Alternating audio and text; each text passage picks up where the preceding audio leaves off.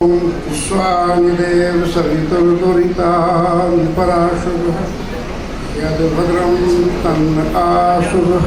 ॐ शान्तिः शान्तिः शान्तिः।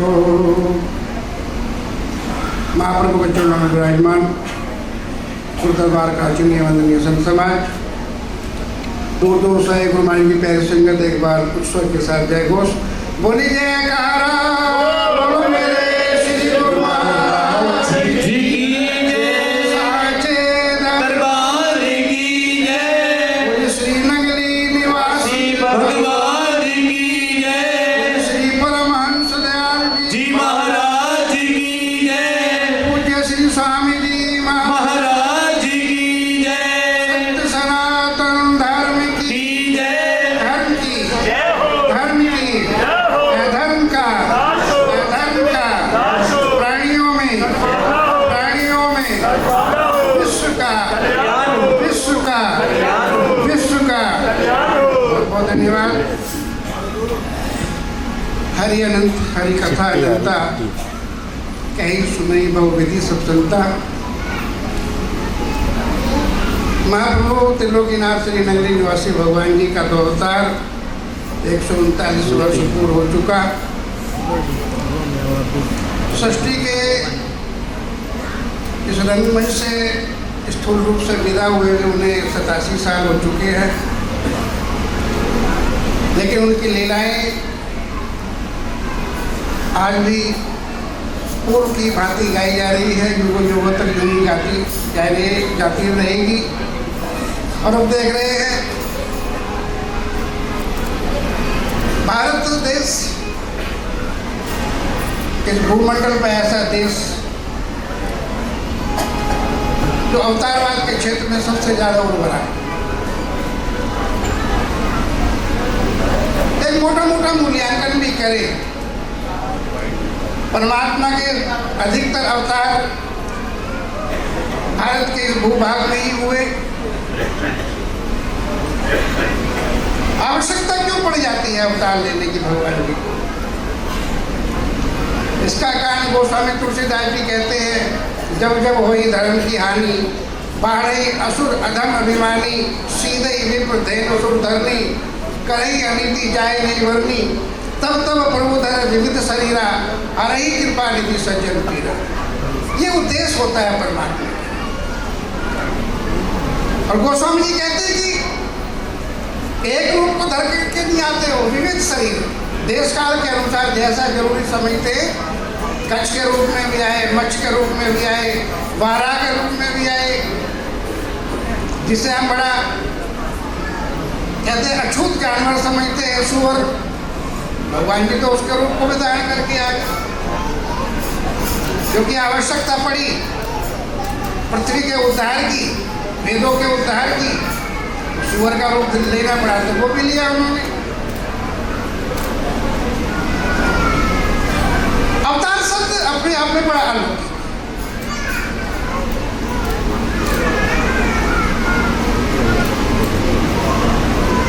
अवतरणी उसी का एक समानांतर शब्द है, अवतरणी। अब जो यहाँ संस्कृत के विद्यार्थी बैठे होंगे जानते हैं, अवतरणी का मतलब होता है सीढ़ी। सीढ़ी एक ऐसा उपकरण होता है कि हम उससे छत पर भी चढ़ सकते हैं और कुएं में भी उतर सकते हैं। कोई कुएं में गिर जाए तो कोई अवतरणी लेकर के उतरेगा। किसी थर्ड पर्सन को लग सकता है दोनों कुएं में कर क्या रहे, पर बड़ा मौलिक अंतर होता है। एक गिरा हुआ है और दूसरा उतरा है कुएं में। हाँ, वो जो कीचड़ है वो लगेगी उतारने वाले को। और यही कारण रहा, चाहे वो राम जी रहे हो, चाहे कृष्ण जी जैसे भी रहे हो, कीचड़ तो उनको भी लगा। अब यूपी के परिवेश में राजनीति में देख रहे हैं, राम जी को लेकर के, रामायण को लेकर के क्या क्या कहा जा रहे हैं। आज तक कीचड़ पीछा नहीं छोड़ रही राम जी का। उस समय जीवन काल में तो धोबी ने खूब उछाली कीचड़, माँ जानकी का परित्याग भी करना पड़ गया था, लेकिन आज तक लोग ये अवतारों के साथ होता है। हम उधर नहीं जाएंगे। हम बात कर रहे कि नगली निवासी भगवान जी का जो व्यक्तित्व था वो कैसा निराला, कैसा गजब, कितने करुणा सागर, कितने दया सागर। मेरे परम पूज्य गुरुदेव श्री स्वामी अज्ञानी जी महाराज कहते थे कि हम लोग लिस्ट बनाते थे, रूट मैप बनाते थे, गुरु महाराज जी को कहाँ कहाँ जाना है, तो हम उसमें अवकाश रखते थे कि गुरु महाराज जी के शरीर को विश्राम भी मिले। हम 4-5 संत बैठ करके रूट मैप बनाते थे कि गुरु महाराज जी के शरीर को विश्राम भी मिले, लेकिन वो हमारी योजना रखी रह जाती थी। गुरु महाराज जी कभी शरीर के विश्राम की तो सोचते ही नहीं। जब हम अपनी योजना देते थे कि महाराज जी आपका शरीर थक गया है, यहाँ विश्राम करेंगे 2 दिन, तो कई बार डांट करके भी, कई बार प्यार से भी कहते थे कि मेरे पास बच्चों समय कम है, काम बहुत अधिक। ये उनका तकिया कलाम बन गया था कि मेरे पास समय कम है, काम बहुत ज्यादा है, मैं विश्राम नहीं कर सकता। और उनकी जीवों के प्रति छटपटाहट तो तब देखने को मिलती। मेरे परम पूज्य गुरुदेव उस दृश्य को देख करके कई बार अश्रुपात भी करने लगते। कहते कि गर्मी का मौसम, जिस चकोड़ी आश्रम की हमारी परवानिया संत बहन चर्चा कर रही है, बड़ा सा दालान, गर्मियों का वातावरण, रात्रि का लगभग 12:30 बजे का समय, केवल तन पर एक परना है, शरीर को लपेटे हुए, शरीर पर वस्त्र नहीं है, इधर केवल परना है। कभी वो दालान में इधर जाते, कभी इधर जाते। उस दृश्य को स्वामी हमारे गुरुदेव परम पूज्य श्री स्वामी अज्ञानी जी महाराज जी, श्री स्वामी परम ज्ञानानंद जी महाराज जी, स्वामी अनमोल प्रेमानंद जी, ये 4-5 संत देख रहे, पीछे पीछे पंखा भी कर रहे, गर्मी का परिवेश। गुरु महाराज जी कभी दालान में इधर, कभी बड़े व्याकुल छटपटा रहे। हमारी हिम्मत नहीं पड़ी कि गुरुदेव से उनकी पीड़ा का कारण पूछे। आप इतने व्याकुल क्यों है, इतनी चेहरे पर आपकी ये पीड़ा क्यों झलक रही है?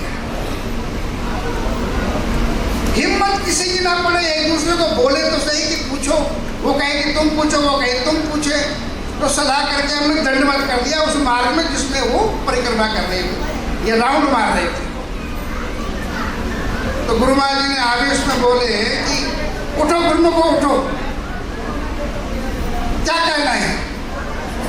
तो हम खड़े हुए, हाथ जोड़ करके बोले, महाराज जी गर्मी का मौसम है, 12:30 बज चुके हैं, सुबह आप जल्दी उठ जाते हैं, थोड़ा विश्राम कर लीजिएगा, और यदि शरीर में कोई पीड़ा है तो हमको बताइएगा, हम अपने प्राण देकर के भी आज्ञा का पालन करेंगे।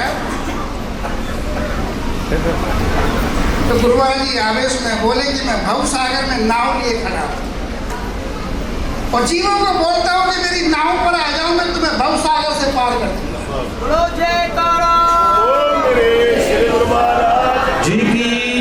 लेकिन ये जीव है कि मेरी सुनते ही नहीं, आने को मेरी शरण में तैयार ही नहीं। इन्हें डर लगता है कि मैं इनका सब कुछ ले लूंगा, सब कुछ छीन लूंगा इनका।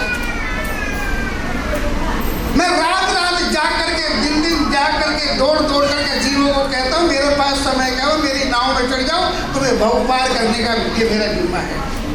पर लोग आने को राजी नहीं है। मुझे इन जीवों का ये भवसागर में डूबना, उतराना, 84 के चक्कर में धक्के खाना, ये मुझे अच्छा नहीं लगता। मैं इनके लिए बेचैन हूँ। इन महापुरुषों ने तो प्रणाम करके एक तरफ खड़े हो गए, ये क्या कर सकते।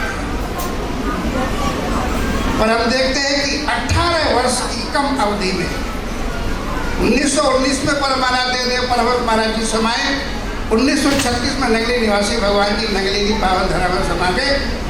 केवल 18 वर्ष में इतना बड़ा आध्यात्म का ये एम्पायर खड़ा कर दिया। उसी बात को हमारे प्रोफेसर साहब कह रहे थे कि आज की तारीख में जैसे ब्रिटिश साम्राज्य में सूर्य अस्त नहीं होता था, हम गारंटी से कह सकते आज की तारीख में भी दुनिया का कोई कोना ऐसा नहीं है जब महाप्रभु की आरती ना हो रही हो। बोलो जयकारा, बोल मेरे श्री गुरु महाराज। क्योंकि पृथ्वी गोल है और गोल होने के नाते कहीं सुबह है, कहीं दोपहर है, कहीं शाम है, कहीं सुबह की आरती हो रही होती तो कहीं शाम की। हर समय उनके गुण गाए जा रहे हैं, उनकी महिमा गाई जा रही है। बहुत अभी जन्म मरण दो में नाई जल पर उपारी आए, जिया दान दे भक्ति लायन हर्षो लायन मिलाए। वो तो जन्म मरण से रहित है, पर हमको बहाना मिल जाता है उनका पावन जन्मोत्सव हो या निर्वाणोत्सव हो। अब निर्वाणोत्सव भी आ रहा है 6, 7, 8 अप्रैल का। बहाना मिल जाता, अवसर मिल जाता है उनके दरबार की सेवा करने का। और यदि हम चूक जाएं तो हमसे बड़ा अपराधी पर क्रोध हो नहीं सकता। महाप्रभु ने तो सेवा को इतना बड़ा महत्व दिया। एक बात कह करके मैं वाणी को विराम दूंगा। एक सेठ बड़ा धनी आदमी उनके चरणों में आया, मन से परेशान रहा होगा बिजनेस को लेकर के, या सब कुछ होते हुए भी कई लोग दुखी होने का स्वभाव होता है। महाराज जी के चरणों में उपस्थित हुआ, कहा महाराज जी मेरा मन नहीं लगता। हालांकि ये कामना लेकर के तो कभी जाते हैं, सवाल लेकर के लोग आर्थिक संपत्ति को लेकर के, आर्थिक प्रॉब्लम को लेकर के जाते हैं संतों के पास। और वो भाग्यशाली रहा होगा, बोले कि महाराज जी मेरा मन नहीं लगता। अच्छा मन नहीं लगता तो वो झाड़ू उठाओ और आश्रम में लगा करके आओ, तब बैठना मेरे पास, तब पूछेगा। अब इतना बड़ा सेठ लोगों को भी लगा कि कई नौकर चाकर है इनके यहाँ, ये क्या काम बता दिया इनको। पर वो भी भला आदमी रहा होगा, उठाया झाड़ू, चौकौड़ी जैसा आश्रम लंबा चौड़ा लगा करके भूत बन करके शाम को आया, दंडवत कर दिया। गुरु महाराज जी ने कहा कहो मन क्यों नहीं लगता? कहते कि जी अब लग रहा है। कहा अब क्यों लग रहा है? कहते ये पता नहीं क्यों लग रहा है, पर अब लग रहा है, अब बड़े मन को में शांति है। कहा कि जब भी ना लगे तो यहाँ आकर के झाड़ू लगा लिया। तो कैसे छोटा सा फार्मूला गुरु महाराज जी ने उस भक्त के माध्यम से पूरी मानव जाति के लिए वो सूत्र दे दिया है। हमको भी चाहिए। परम पूज्य स्वामी ब्रह्मानंद जी महाराज तो इसी चीज को लेकर के प्राय दुखी होते हैं। इतना रेलम पेल होती है नगली की गलियों में, पर सेवा करने वाला वहां दिखाई देता है। ये पीड़ा स्वाभाविक है इनके भी, और स्वाभाविक है संतों के भी, विशेषकर ट्रस्टीगणों की। इतना बड़ा तंत्र, लेकिन वहां सेवादार ढूंढे नहीं मिलते। मैं तो निवेदन करूंगा, यदि आप महाप्रभु का कोई और सूत्र तुम्हें याद रहे ना रहे, यही सूत्र याद रहे कि गुरु महाराज जी की सेवा हम करें। जितनी देर भी वहाँ रहे सेवा करें तो मन अपने आप काबू में आ जाएगा। मन काबू में आ गया तो सब कुछ, जीवन सुधर गया, व्यक्तित्व सुधर गया। इतना कहते हुए मैं अपनी वाणी को विराम दूंगा। बोले सतगुरुदेव भगवान की जय।